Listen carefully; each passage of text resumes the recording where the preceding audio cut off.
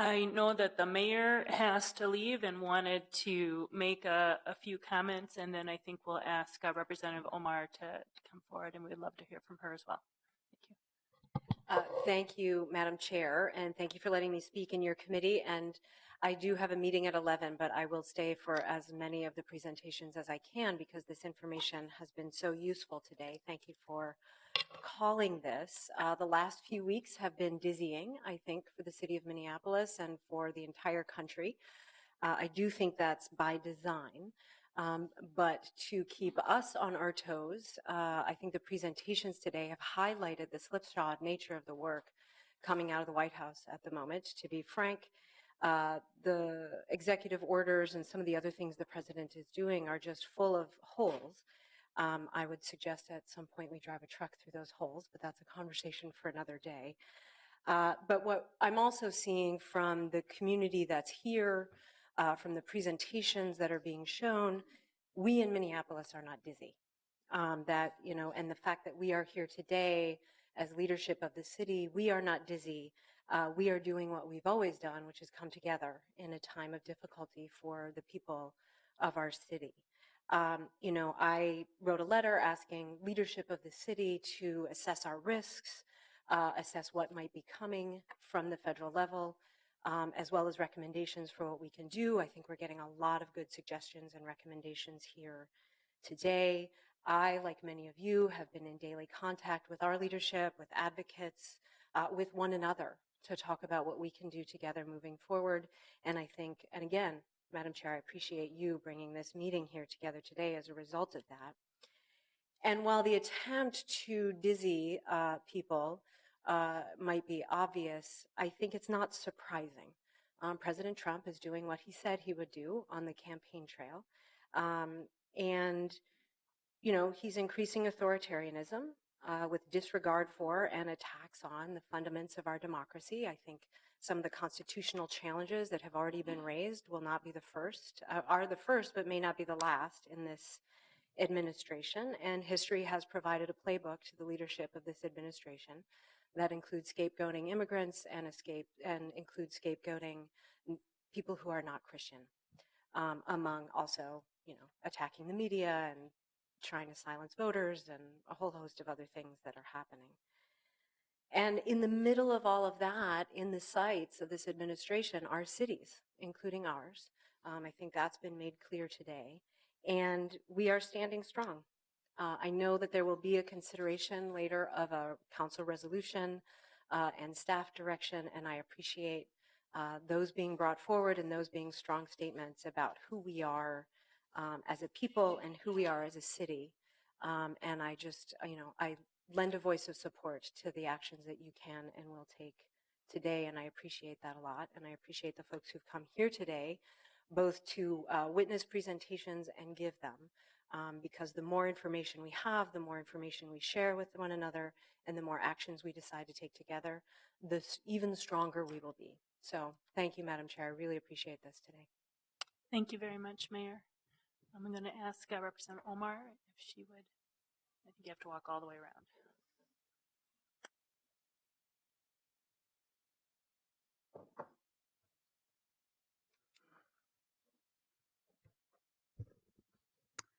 Thank you, thank you, Madam Chair.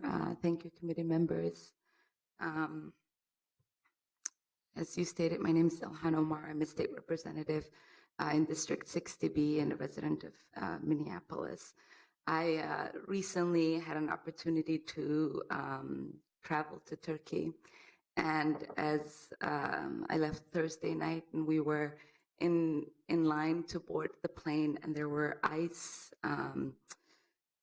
employees who were rechecking people's passports, and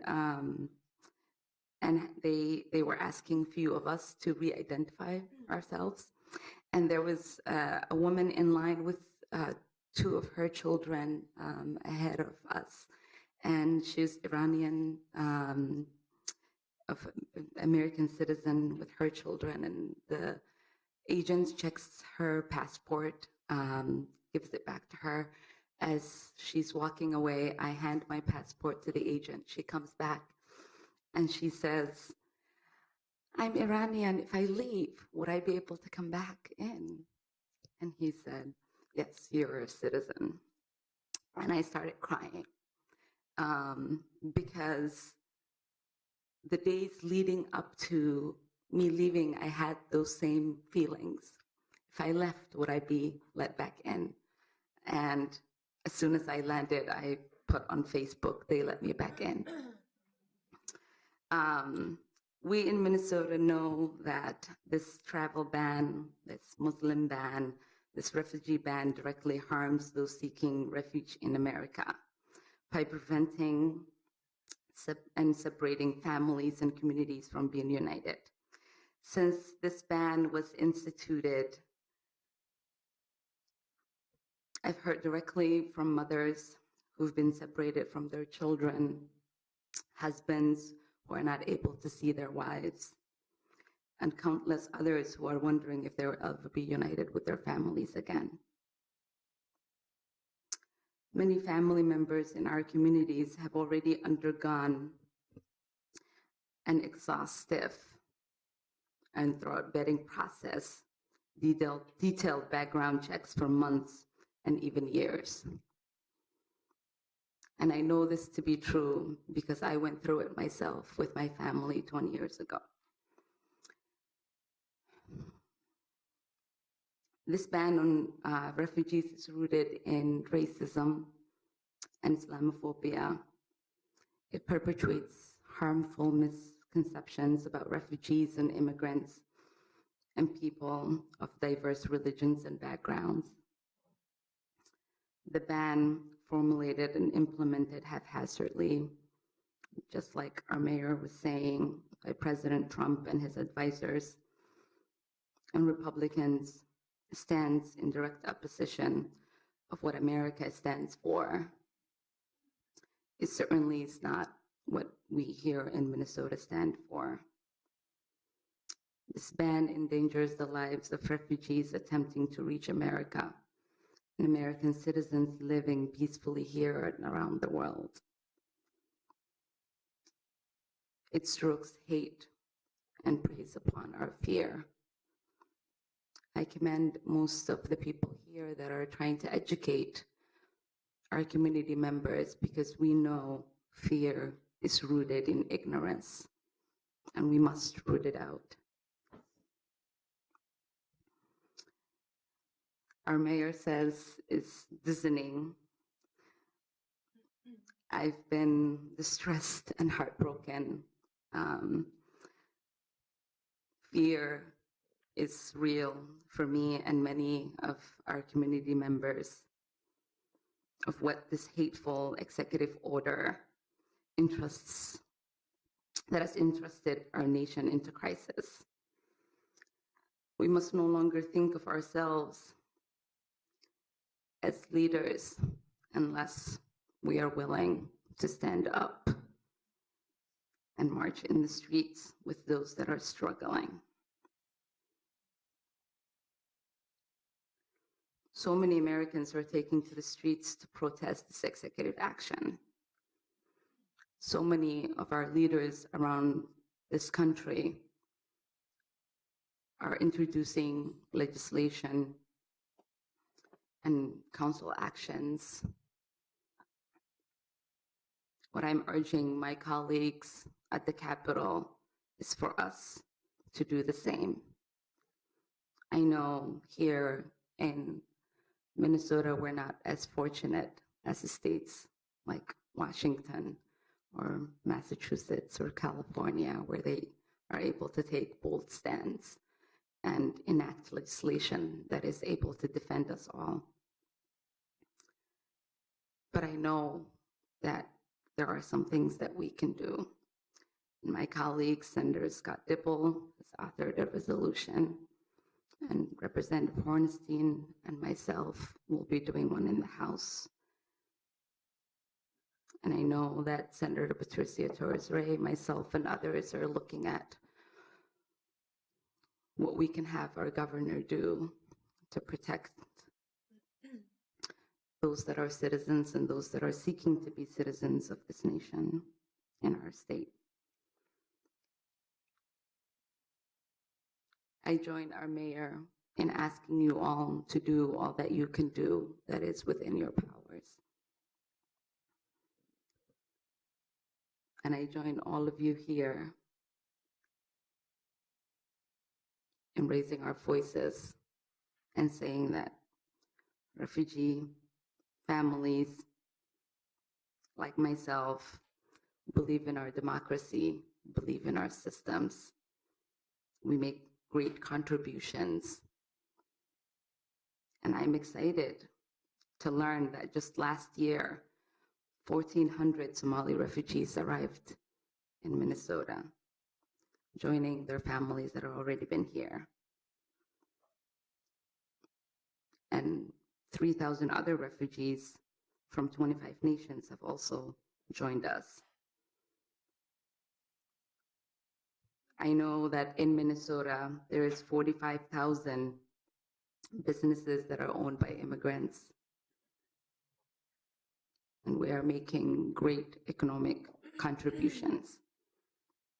I also know that we are the face and the vitality of this state and of this nation. I know many people say this is a nation of immigrants. And we say that not because we want to not acknowledge the indigenous people's land that we are all inhabiting, or that we forget those that didn't choose to come here but came in slave ships chained. But we know that people of your ancestors and the ancestors of Donald Trump were also immigrants. And as much as they've contributed, we are here to also contribute. So I thank you.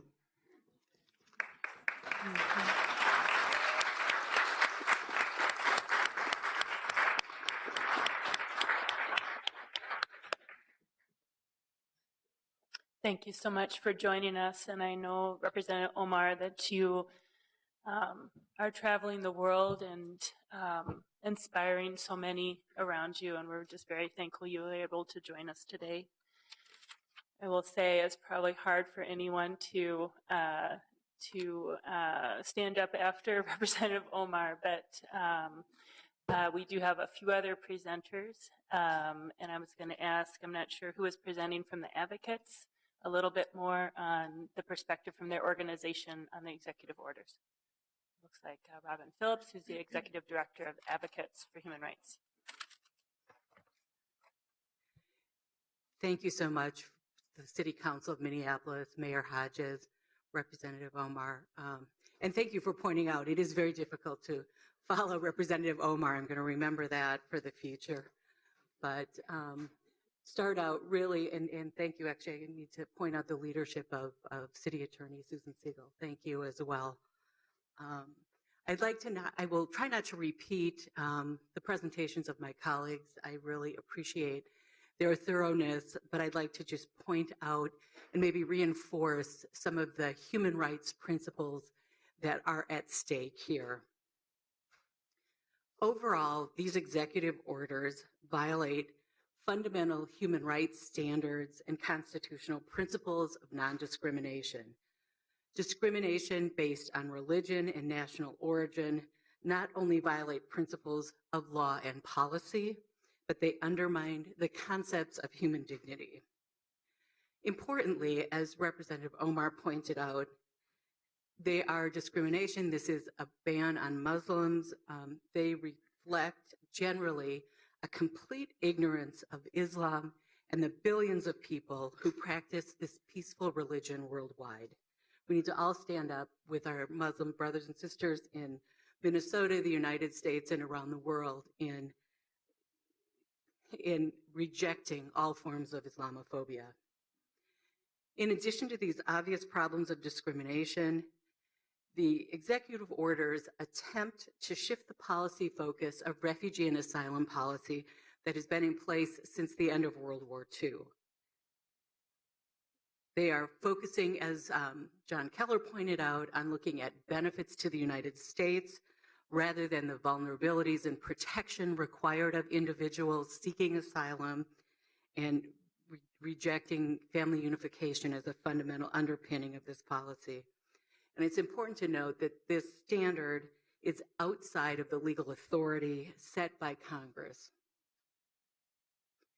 And these orders are creating fear and panic in our clients and in the community, and the impact affects far beyond the 7 countries named in the order. They are increasing detention, they're shifting important and really limited resources to the borders. People who are already waiting years are looking at even longer delays for their asylum claims. The increased enforcement will also have a global impact. I will keep this short and close in citing UN human rights experts who issued a press release from Geneva on February 1st, first focusing on how this shutting down of immigration and refugees is in contravention of the U.S.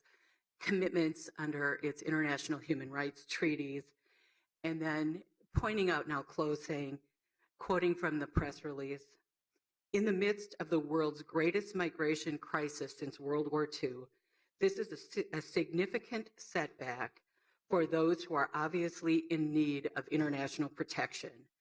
The U.S. must live up to its international obligations and provide protection to those fleeing persecution and conflicts." Then they point out, the U.S. is also involved in these conflicts in Iraq and Syria, and its responsibility must extend to offering refuge to those fleeing these conflicts. So thank you for your time today, and thank you for your significant leadership, both in Minnesota and in the United States. Thank you, Ms. Phillips.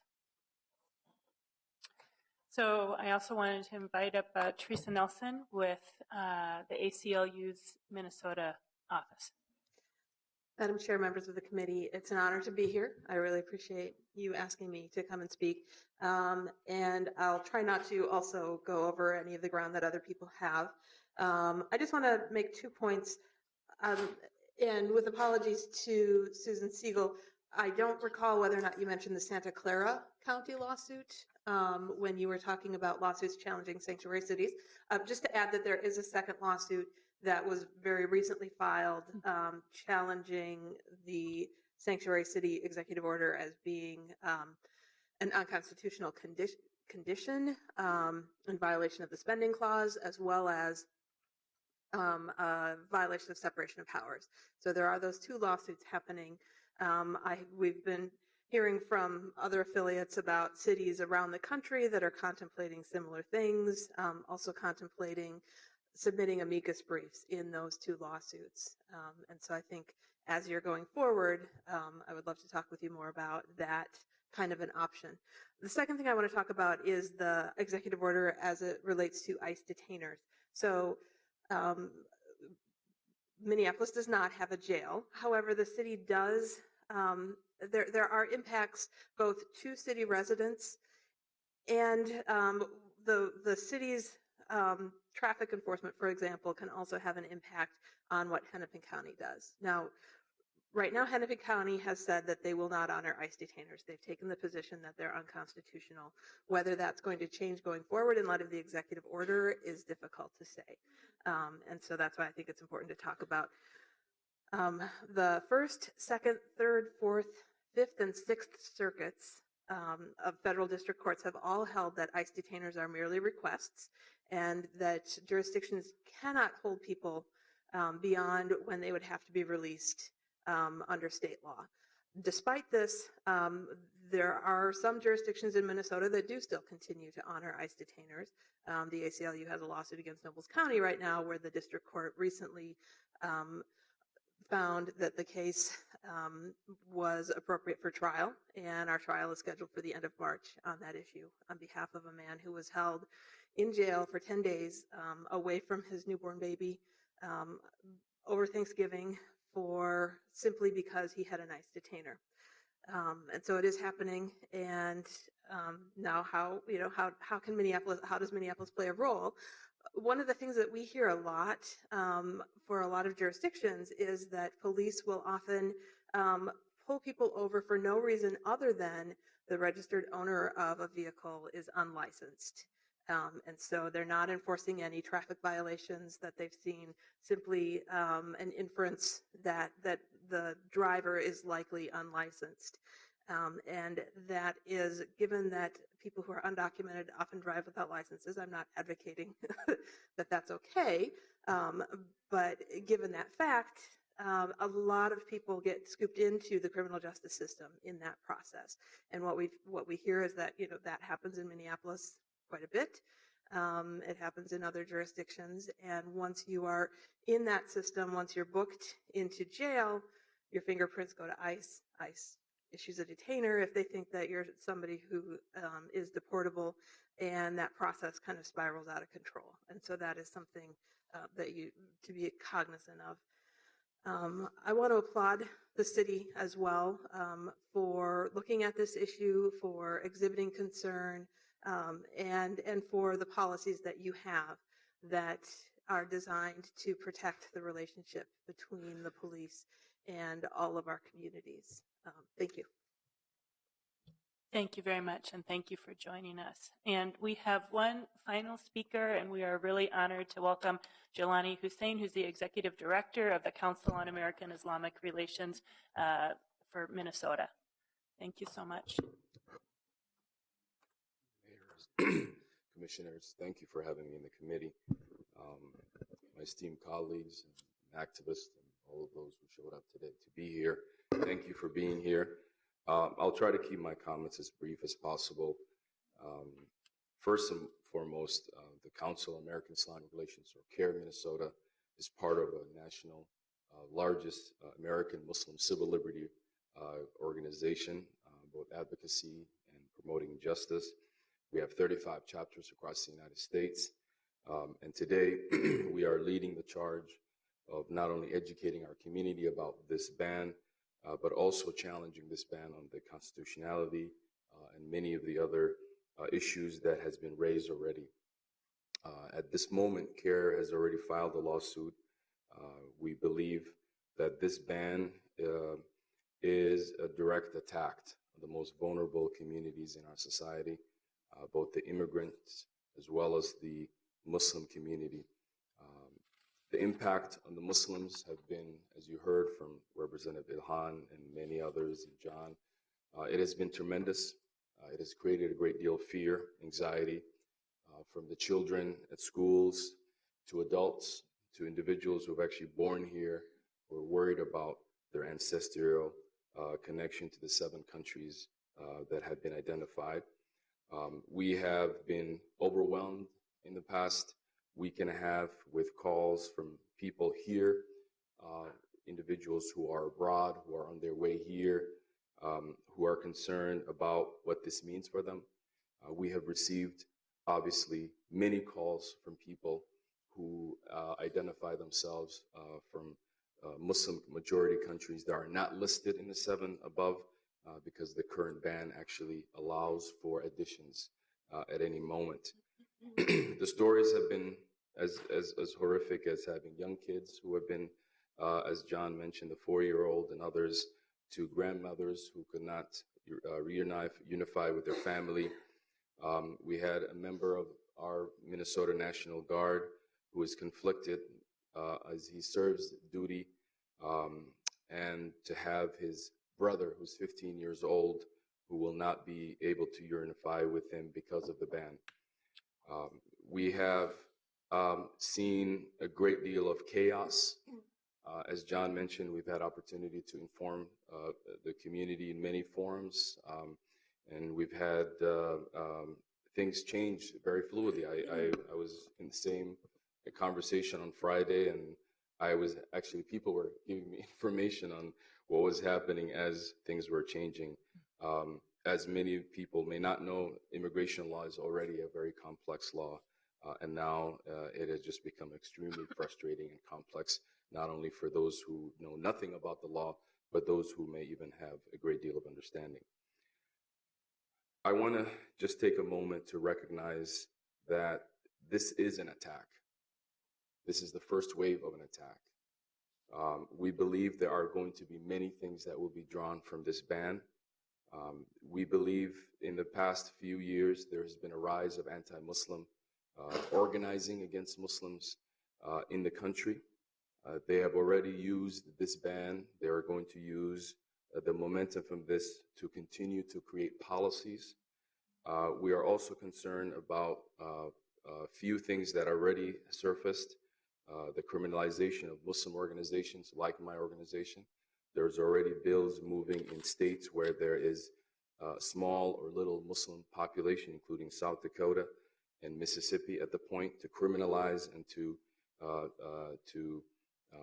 point out the Muslim organizations like CARE who are standing and defending the Muslim community. We are also anticipating at any moment this week, next week, maybe even today, an order that will come from the president's office that will create another atmosphere of the McCarthyism-style witch hunt under the disguise of the Muslim Brotherhood title, and this will criminalize Muslim organizations. And if you're wondering if this is new, this is not new. There was a bill that was last year proposed, and many bills before that even proposed by even former congresswomen from who replaced Emmer. What was her? I can't think of her name. Michelle Bachmann. Yes, I'm glad I forgot her name for a second there. Michelle Bachmann, and that bill, which resurfaced last year, was actually made bipartisan by one of our own DFL Congressman Peterson of the Western District. And now we believe that Ted Cruz and others are working on a similar bill, but also the president will be creating that pathway, as well as through a presidential order that will create a huge issue, not only for the organizations. So the attack is not just on individuals, it will be on organizations as well. We're also concerned about the role of what will be considered to be a Muslim registry, Muslim profiling, Muslim mapping, that will be in a form of directives to both federal and state law enforcement that will create unconstitutional policies that obviously are unconstitutional from the Establishment Clause, among other things.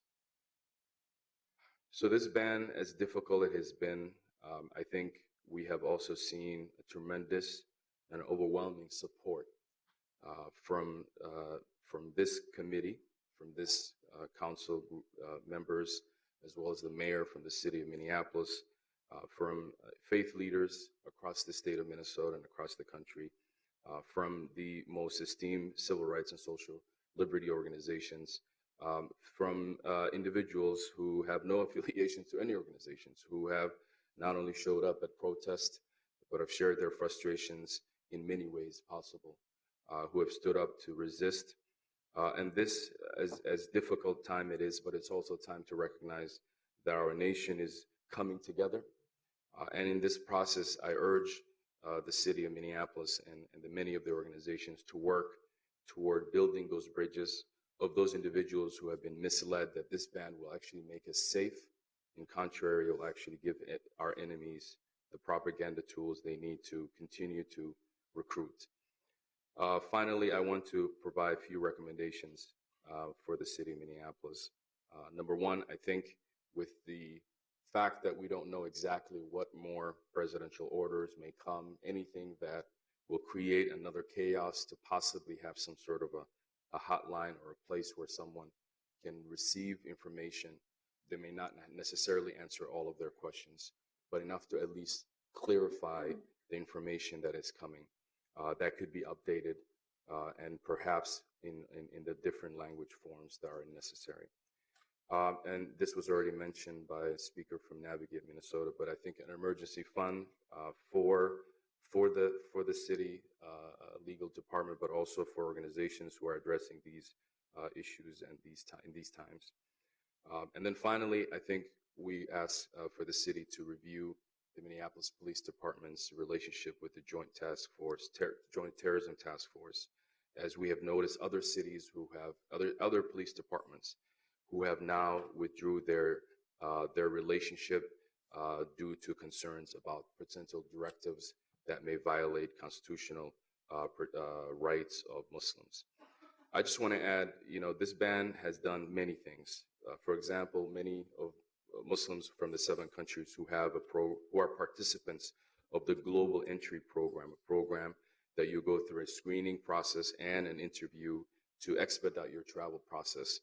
Many of those individuals have received letters saying that they have their program. They're now kicked out from the program without really due process, without any explanation.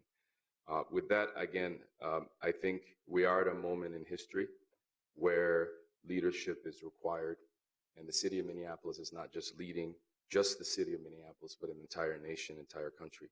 So let's be proactive, and let's not always just be reactive. We also have to recognize that there are many people in our nation today who believe the ban is actually a good thing. And we need to make sure that we have those conversations and we can facilitate conversations so we can have a better dialogue and understanding. So our community is more united against these types of unconstitutional policies than divided. Thank you. Thank you very much. I want to say thank you to all of the speakers who took their time to be here and stay.